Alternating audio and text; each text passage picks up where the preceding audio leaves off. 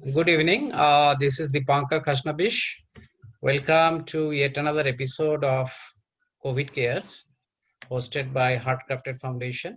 Heartcrafted Foundation works with the women who are in the underprivileged segments of the society, essentially work with them to do specific interventions in their work life cycle so that their productivity and income improves over a period of time. Large part of the work of this foundation right now is in the eastern and the northeastern part of the country. COVID Cares is an attempt to chronicle some of the stories of ordinary individuals who have done extraordinary work during COVID. We all know that when the lockdown happened in March, we all got into a tease. We are very worried. Most of us were worried about our own life, our own food supplies. Quite a few of us possibly looked at the problem of the migrants, the urban poor. We have also seen people who have looked at the rural poor and then tried to help in whichever way they could. And there are hundreds and thousands of stories of such help, which gives us a lot of confidence about the future of the country. One segment which probably we did not think much about but slowly came to know was the industry, and especially the MSME sector, medium, small, and micro enterprises. As you all know, there is a cap below which a organization is classified as MSME, which is as per revenue.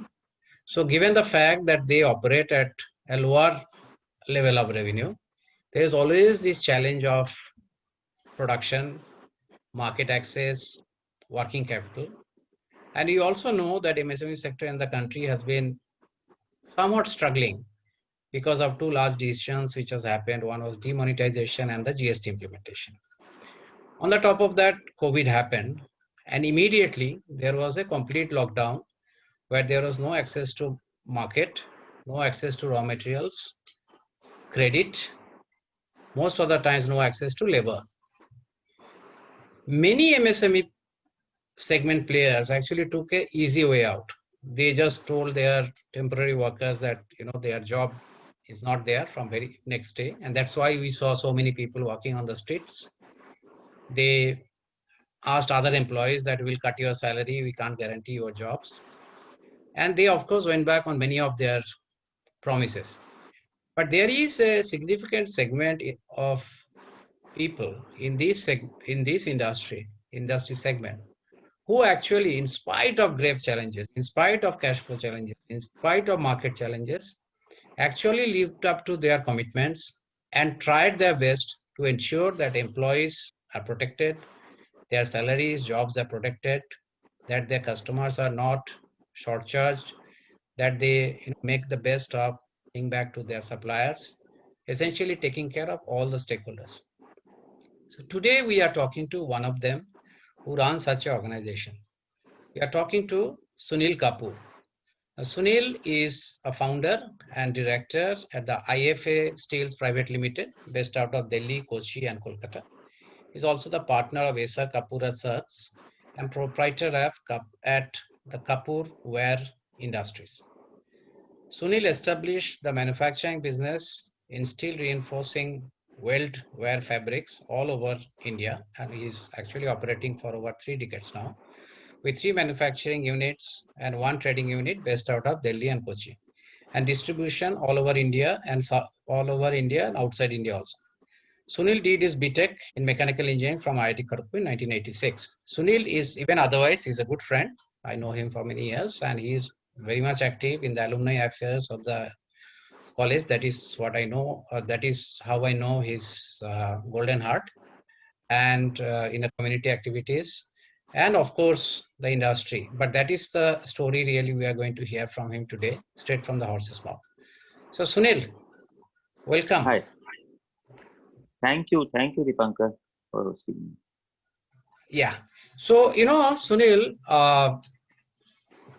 just want to hear, essentially on your behalf as well as on behalf of industries like you, who are not so big, not so small, but obviously got caught in a big logjam.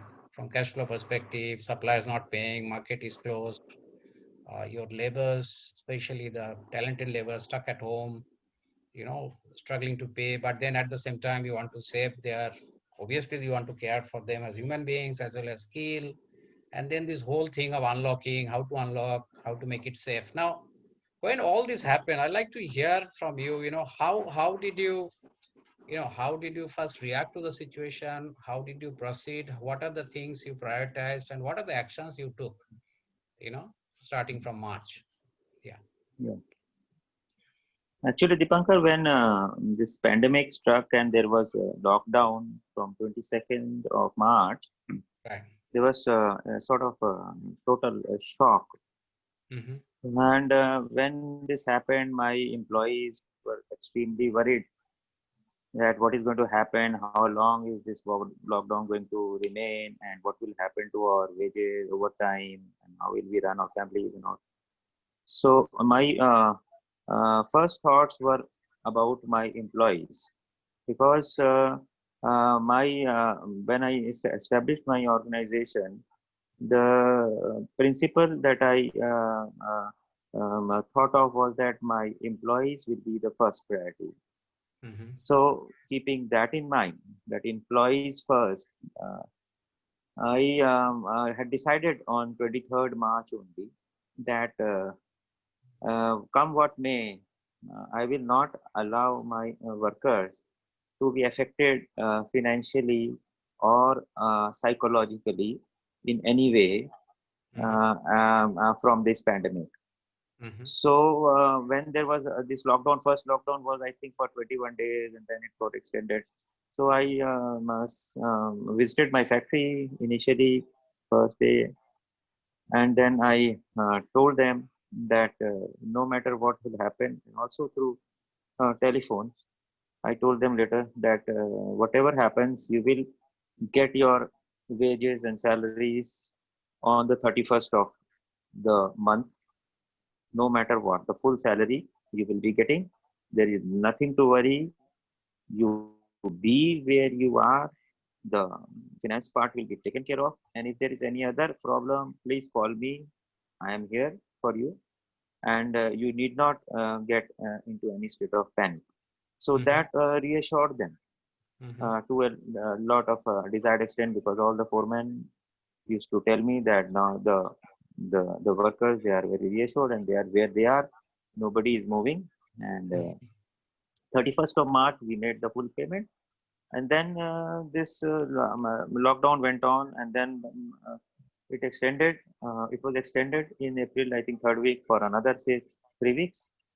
So the people, the workers, they kept calling me that my family in the village, they are locked down. Because of lockdown, many people have started walking back home.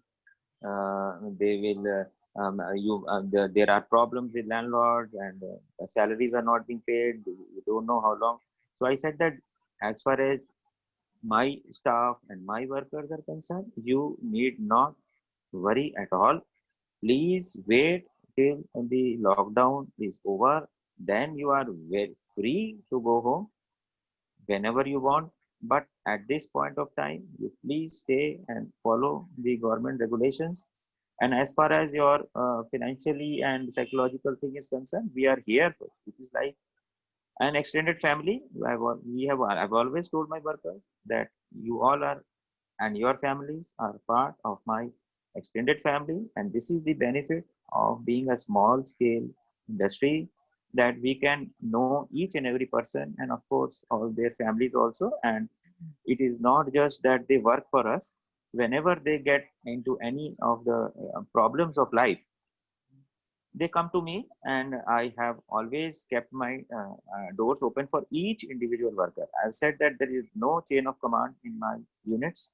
I am there all the time. I am traveling between my units, and whenever you are having an issue, you can walk to my room and you can talk to me, and I will sort out the problem. If whatever is possible, I will do. So they were very in a very peaceful state of mind.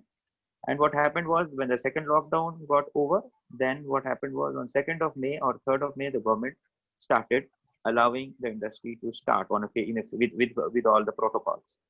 So when that happened, I was one of the first in Delhi to start my unit because I had 100% staff there in my factory. Nobody went. So Mhm. that was one advantage. So what happened Mhm. was by around 10th of May, with all the due precautions and all, with all keeping all the precautions like what you call temperature and all the cleanliness and all the sanitation and all, with all the protocols, I started my unit on 10th of May. All the three of my units in Delhi, Mhm. and you will be happy to note that in the month of May, we could do 90% of our month on month turnover in terms of volume and in Mhm. terms of value. Mhm. And in the month of June, we did 100% Mhm. in terms of value and volume in terms of sales. And in July, I myself, I'm surprised that my workers are working so hard. Maybe they have that feeling of paying back because they have seen what has happened to the units and the workers who were outside, and they were the neighbors in the industrial areas. What has happened to them, and compared to them, they are well off or whatever. They are working so hard that this in the month of July we did 130% in terms of volume and value, and in August we have done almost 50% more, 150% in terms of volume and value in turnover in my steel products business. And this is, I think, one of the biggest rewards of our family bond. Mhm. I feel so. So Sunil, this is one interesting point which you actually said. You obviously said that I will pay you for March, and then you paid for April with zero, obviously no income. And I'll come to that. Obviously, this is a lot of other people did it also because they are very poor managers. Let's put it that way, because it's not just, obviously there are intent, but some are so badly managed their finance. I'm sure they ran out of money themselves quickly, or they were not in a position. Now, there's something which is very interesting, which you brought in, that your if I may say, for lack of better words, your investment of March and April actually has, though it was not intended, but actually has helped you to restart. You said you did 90% in 10 days, so if it would have been if you would have been all 30 days, maybe you would have made 135%. So all 3 months you are actually Yeah, producing much. yeah, 90% in 20 days Oh, because I 90% of started on May 10th. okay. So anyway, so that's you, because you needed some time to start and all that. So people who have taken, in spite of having capacity, who have taken this very short-term view that this is a opportunity to cut some cost, actually probably may have lost much more, because Right. their production could not be started for months, and because they got some labor who are not trained, who doesn't know, and all of that, right? So Yes. that opportune mindset might have cost people more than what they could save, right? I mean, that's a bad decision even in financially, True. right? Not Yes. from the human perspective. Now tell me about this, that Sunil, I'm sure that you could do this because you're maintained a healthy balance sheet and stuff like that. But how did your you talked of so much production, so how did you manage, one is your raw materials, so inputs, and was the market also ready to absorb such production, or you just Yes. stocked it for future? So Yes. yeah, tell me something about the macro stuff. Yeah. Yeah. As far as the capital and finances are concerned, one of the benefits of running your own small industry or medium scale industry is that you can work with your own surplus and Mm-hmm. manage your surplus in such a way that you keep certain amount of finance for exigencies, and you are not dependent on loans. So in my policy right from the beginning was that uh, we will not work with loans and funds as far as possible. We will work with our own surpluses. So what happened was from the very beginning, I was a trading entrepreneur for 6 years in Kochi in Kerala. And then I set up my manufacturing units. So during that time, I generated the capital that was needed to run the manufacturing unit of which I intended.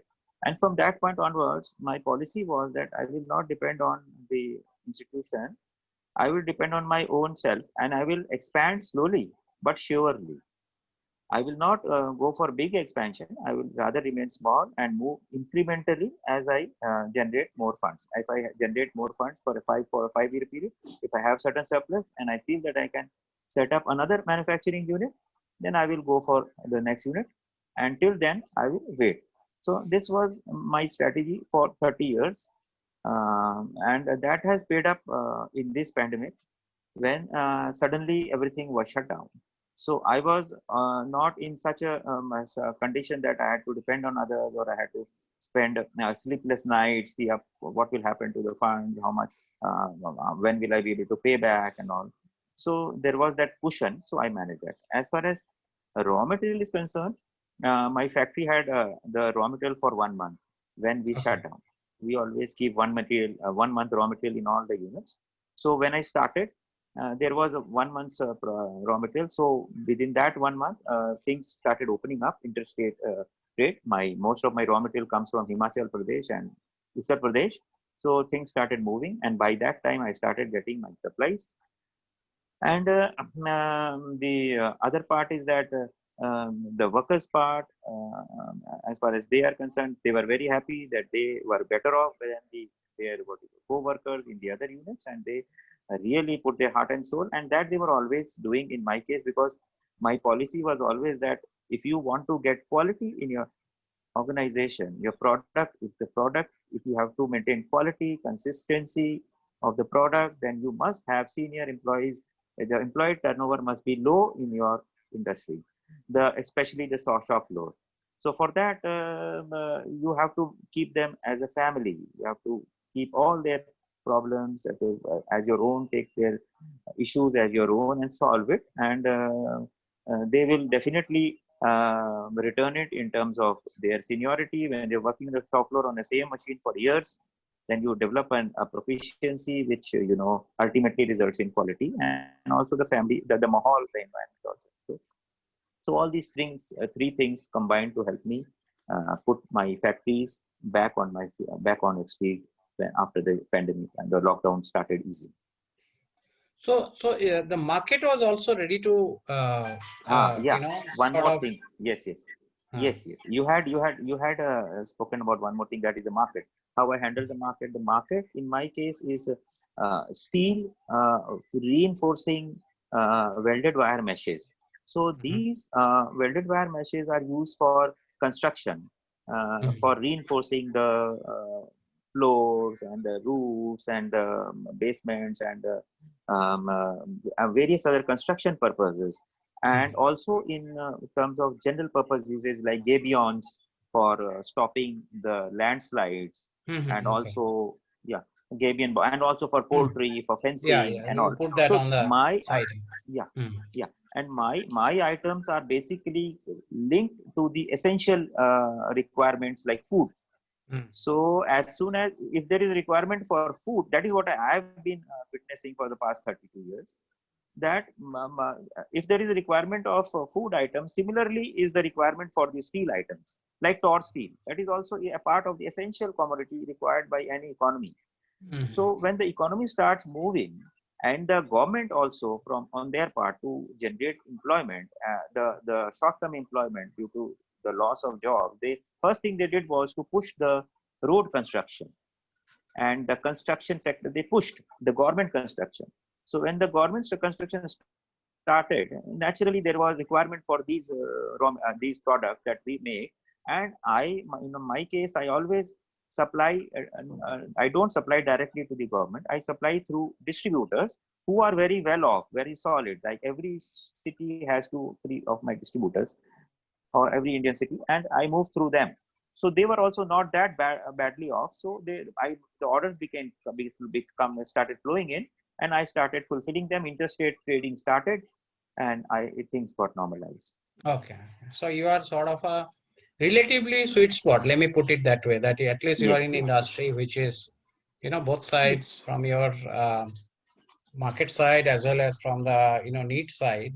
you were sort of protected. Of course, you were thankfully ready with your production. Otherwise, nothing would have been Yeah, because if you would have lost your employees, you would have struggled. yeah, So correct. Sunil, I know that you have always been, from my personal, interaction also, you are always very socially active, and this, for especially for IIT, you have done quite a bit of work on for the hall, and this unique thing of raising fund for the mess workers.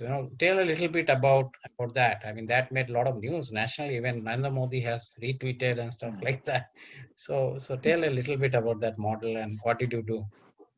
Yeah. So when there was this lockdown, complete lockdown, we came to know of this worrying news from our institute that the contract workers who were working in the hostels, because of the closure of the hostel, uh, all these contract people were left without job, and of course they were since they were being paid by the contractors, they were without any pay and they were really in dire straits. So this worried us to a large extent. And what happened was this: some churning happened in the alumni community, and there was this plan of hosting a quiz competition, online quiz competition over Zoom, which was broadcast real time on YouTube also, so that people can watch and the alums can watch all over the world, and there will be an inter hostel competition, first intra hostel quiz and then inter hostel quiz, and in that entire process, a lot of pledging will happen, and when those pledging will happen, those pledges will be converted to donation, and donation will be going to the for the benefit of these contract workers and the other hall workers who have been badly affected by the closure. So what we went for it, our but in addition to this, our hall, that is my hall and your hall, Patel Hall, we did something else. Our team, which was managing this, we decided that no, we will not give the funds, ultimately disperse the fund to the institute, but we will find a way to send this money over to the individual hall workers bank account, so that there is absolutely no chance of there being any delay or they having any problem regarding getting their money. So what happened No, was I just that projecting the yeah, event for people to yes, get a yes, sense. yeah, this. Yeah, go ahead. Yeah. So what happened was that because we had some experience in renovation of the mess, our dining hall, the common room, TV room, library, and all. So we had been doing it for 5 years. So we had some experience of how to manage that fund flow. So we tried to do something better this time. So we used that experience, our Patel Hall team, to manage to send the money across to around 71 workers. There were around 71 hall workers who were out of work. So we took all their account numbers and their everything details, and through the mess, our hall warden, he was our go-between, and of course the hall presidents and the council there. We took the help of their good offices and got all the details from them. And then we came to know that there are systems like fund aggregators who take the money, and then they take the account numbers, and then they take the input and then distribute as per the desire of the donators.